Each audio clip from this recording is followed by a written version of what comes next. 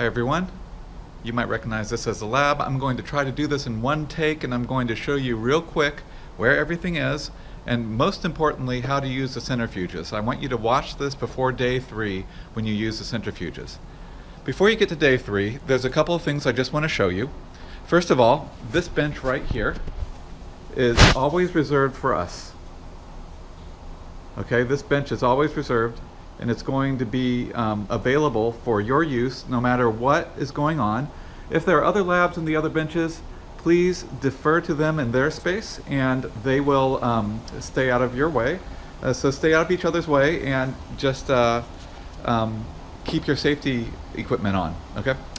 You're going to be setting up stuff on this first day. You're going to be taking it in. You're going to be putting it into this shaker right here. Now this shaker is the day 1 shaker. It's labeled with red tape, and you will be using just these clamps right here in the middle to run your small cultures that will be your overnight starter culture. You're then going to take that, after it runs overnight, it should be nice and yellow instead of the clear brown that it starts out as. Then you take that into here and you redistribute it into 4 flasks, and you run them up. They look like this. Here is the day 2 shaker.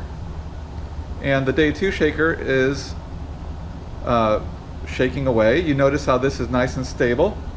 Now you're going to shake it up at 37 degrees first, and then after it grows up to a certain level, you're going to check it by taking the speck of it. Then you're going to turn off the heat, and you're going to do exactly what's here. So it's going to be room temperature, heat off, and it's been running for 3.2 hours now. That's going to run overnight as well. That's day 2. It's actually not that bad, and things are taking about 2.5 hours to grow up these days. So once you do that, you're done with day 2. Day 3, you're going to come in, you're going to take your cultures out. If somebody has already taken them out for you, that's no big deal because we're running them at room temperature anyways. Sometime during day 3, hopefully starting before it gets too late, you're going to take those cultures and you're going to spin them down. And so I've got a few things to show you what that looks like. First of all, we have the centrifuge bottles. You have 2 of these in each of your drawers. And so we have a few extra that are here on the bench. Please clean them out and put them back when you're done.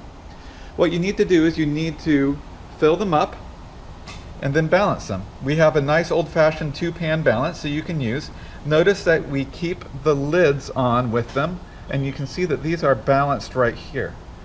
If we fill them up with liquid, we just need to make sure that the pairs across from each other are balanced, so we keep those the way it is.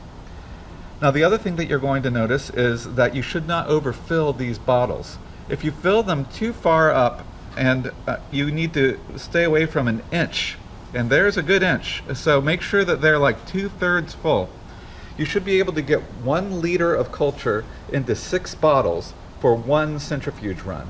So that's 1 liter of culture in 6 bottles like this, and each of them balanced in pairs. You can also use the regular top loading balance over here. What you do is you just put your bottle on it.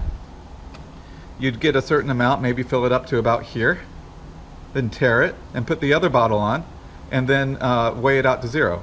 There's many different ways to do that. And so once you have all 6 of your bottles in pairs like this, you're going to take them and you're going to put them into one of the centrifuges in here. Now the centrifuges look like this. They're over here, and you have your option of the 2 different centrifuges. I'm going to show you how to turn this one on. There's the power switch right there. And you see it starts to warm up. The one thing that it does is it says, oh my goodness, I'm over temp. Let me show you what to do about that.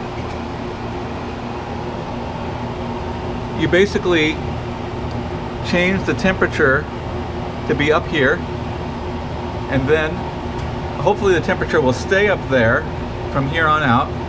And let's change the set temperature to be down around 0. Now actually we might need to turn it off and on again to get that over temp light off. So let's try that.